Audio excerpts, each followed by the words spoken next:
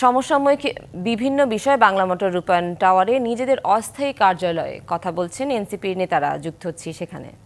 তিন দলের জোটের যে রূপরেখা আপনাদের মনে আছে, সেই রাজনৈতিক সমঝোতা কিন্তু রক্ষা করা হয়নি।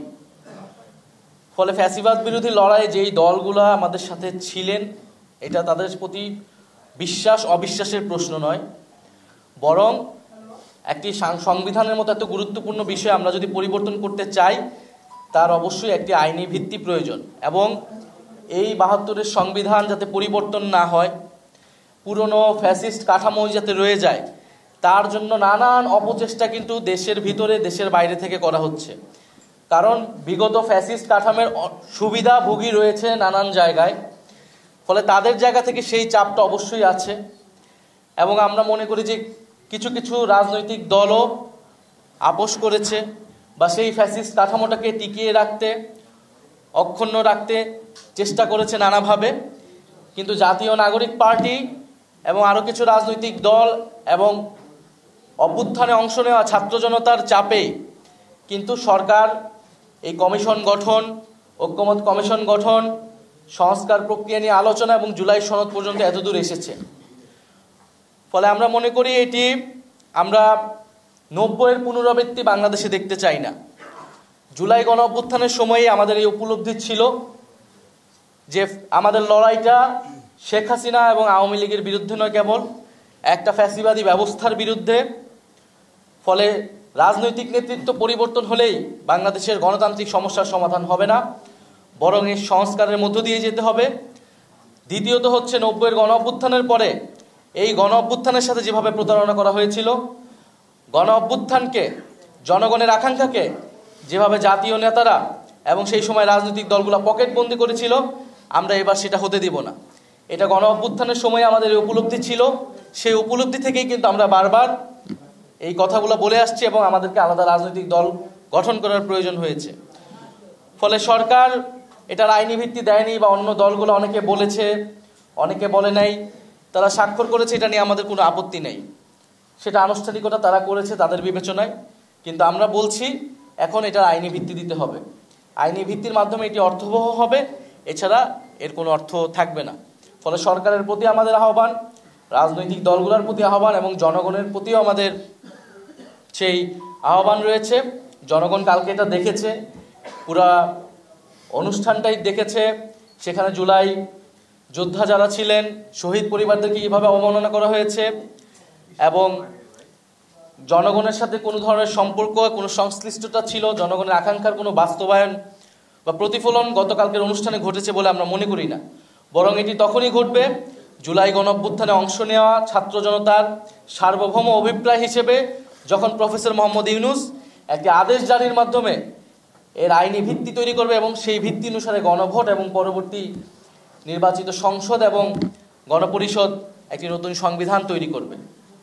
অন্য যেই দলগুলো স্বাক্ষর করেনি তাদের ভিন্ন দাবি রয়েছে, তাদের সাথে আমাদের কোনো ধরনের সম্পর্কীয় সংশ্লিষ্ট বা দাবিরও কোনো মিল নেই। জাতীয় নাগরিক পার্টি সম্পূর্ণ আলাদা একটি রাজনৈতিক অবস্থান থেকে, গণ অভ্যুত্থানের এবং একটি গণতান্ত্রিক অবস্থান থেকে গতকালকের অনুষ্ঠানে যায়নি এবং আমাদের এই বর্তমান দাবিগুলো আমরা উপস্থাপন করছি। দ্বিতীয়ত, জাতীয় রাজনীতি থেকে ছিটকে যাওয়ার যে বিষয়টা আমরা বরং দেখি, যারা গতকালকের অনুষ্ঠানে গিয়েছিল, গতকালকে যে প্রক্রিয়ায় স্বাক্ষর নিয়েছে, গণ অভ্যুত্থান থেকে এবং জনগণ থেকে তারা ছিটকে গিয়েছে। ফলে আমরা চাই যে তারা জনগণের কাছে আসুক। যেই জনগণ, যেই ছাত্ররা গণ অভ্যুত্থানে নেমে জীবন দিয়েছিল, বুলেটের সামনে দাঁড়িয়েছিল এবং তাদের যে অভিপ্রায় ছিল একটি নতুন গণতান্ত্রিক অন্তর্ভুক্তিমূলক বাংলাদেশ, সেই বাংলাদেশ প্রতিষ্ঠায় আমরা যাতে আবারও ঐক্যবদ্ধ হতে পারি। আরেকটি কথা যেটি বললেন, দেখেন ছবিতে কে আসলো না আসলো, আমরা আসলাম কি আসলাম না, এটা নিয়ে আমাদের কোনো মাথা ব্যথা নেই। গণ অভ্যুত্থানের পর আমরা সকল দায়িত্ব প্রফেসর মোহাম্মদ ইউনূসকে অর্পণ করেছিলাম এবং আমরা রাজনৈতিক দলগুলোর প্রতি, ফ্যাসিবাদ বিরোধী দলগুলোর প্রতি আহ্বান জানিয়েছিলাম, ছাত্র জনতা তাদের দায়িত্ব পালন করেছে, আপনারা আপনাদের দায়িত্ব পালন করুন। একটি নতুন গণতান্ত্রিক বাংলাদেশ আমাদেরকে উপহার দিন, সাংবিধানিক সংস্কার করুন, দেশের অর্থনৈতিক সংস্কার করুন, জাতীয় সরকার গঠনের মাধ্যমে ঐক্যবদ্ধ ভাবে দেশকে নেতৃত্ব দিন, পরিচালনা দিন। তারা আমাদের সেই প্রস্তাব ফিরিয়ে দিয়েছিলেন। ফিরিয়ে দিয়েছিলেন বলে আমাদেরকে সরকারে প্রবেশ করতে হয়েছিল, পরবর্তীতে রাজনৈতিক দল গঠন করতে হয়েছিল। ফলে আমরা এখনো যেটা মনে করি যে সবচেয়ে গুরুত্বপূর্ণ হচ্ছে যে আপনি যেই নতুন বাংলাদেশের কথা আমরা বলছি, সেই বাংলাদেশ কোন প্রক্রিয়ায় তৈরি হওয়া আসলেই সম্ভব, সেই জায়গায় ঐক্যবদ্ধ হওয়া, সেই জায়গায় কাজ করা। সেই জায়গায় যে কোনো রাজনৈতিক দল, সরকার যদি এগিয়ে আসে, আমরা তাদের সমর্থন জানাবো, আমরা তাদের সাথে থাকবো। কিন্তু কেউই যদি না থাকে, আমরা এককভাবে আমাদের এই লড়াই চালিয়ে যাব। গতকাল বেশিরভাগ দলই স্বাক্ষর অনুষ্ঠানে গেলেও তারা হয়তো সরকারের আহ্বানে সেখানে গিয়েছেন, কিন্তু পুরা ঐক্যমত্য কমিশনের আলোচনা জুড়ে কিন্তু এই সংস্কার ইস্যুতে আমাদের সাথে আরো অনেকগুলো দল দৃঢ় অবস্থান জানিয়েছেন এবং আইনি ভিত্তির কথা তারা বারবার বলেছেন, গতকালকের স্বাক্ষরের পরেও বলেছেন। ফলে আমরা মনে করি যে আমাদের সাথে সেই ঐক্যটা রয়েছে সংস্কার প্রশ্নে, এবং যদি আইনি ভিত্তির সম্ভাবনা আসলে তৈরি না হয়, সেটা যদি একটা প্রহসন এবং প্রতারণা হয়, অবশ্যই সেই দলগুলোকে রাজপথেই নেমে আসতে হবে, আমাদের সাথেই এসে যুক্ত হতে হবে এবং ঐক্যবদ্ধভাবে আমাদের এটা আদায় করতে হবে। আরেকটি বিষয় হচ্ছে নির্বাচনী জোট। এটা হচ্ছে সংস্কার প্রক্রিয়া নিয়ে এক ধরনের অবস্থান, এক ধরনের ঐক্য অনৈক্য কিন্তু ছিল গত কয়েক মাস ধরেই, কিন্তু নির্বাচন কিন্তু এর থেকে আলাদা। নির্বাচন যখন হবে, নির্বাচনী জোটের বিষয়টা হবে, সেটাকে আমরা আলাদা হিসেবেই বিবেচনা করছি, আলাদা হিসেবেই দেখছি।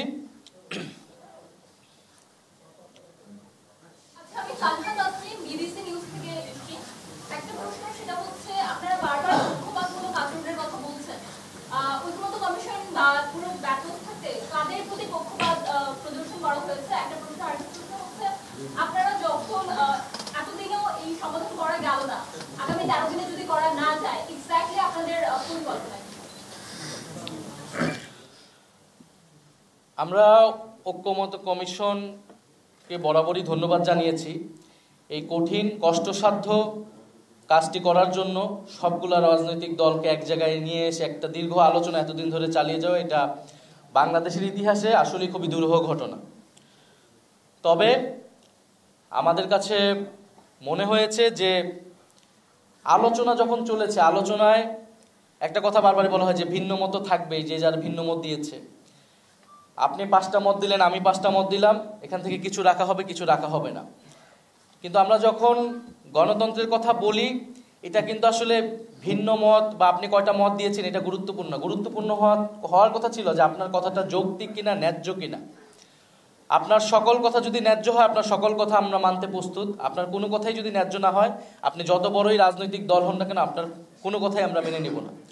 ফলে ঐক্যমত্য কমিশনে আসলে বক্তব্যের বা আলোচনার ন্যায্যতা, যৌক্তিকতার থেকে অনেক সময় মাঠের পেশি শক্তি, সরকারের ভিতরের নানান ধরনের প্রভাব বিস্তার, এই বিষয়গুলো কাজ করেছে। এবং ঐক্যমত্য কমিশনে আমাদের কাছে কখনো কখনো মনে হয়েছে তারা দৃঢ় অবস্থানটা নিতে পারেনি, তবে তাদের থেকে সেই চেষ্টাটা আমরা সবসময় দেখেছি। ফলে তাদের প্রতি আমাদের আহ্বান থাকবে যে কোনো ধরনের পেশি শক্তি, কত বড় রাজনৈতিক দল, এই সকল কিছু বিবেচনায় না নিয়ে বরং আমাদের দাবিটা কতটা যৌক্তিক, কতটা গণতান্ত্রিক এবং কতটা জনগণের আকাঙ্ক্ষাকে প্রতিফলন ঘটাতে পারছে, সেই বিষয়ে বিবেচনা নিয়ে তাদেরকে অবস্থান নিতে হবে।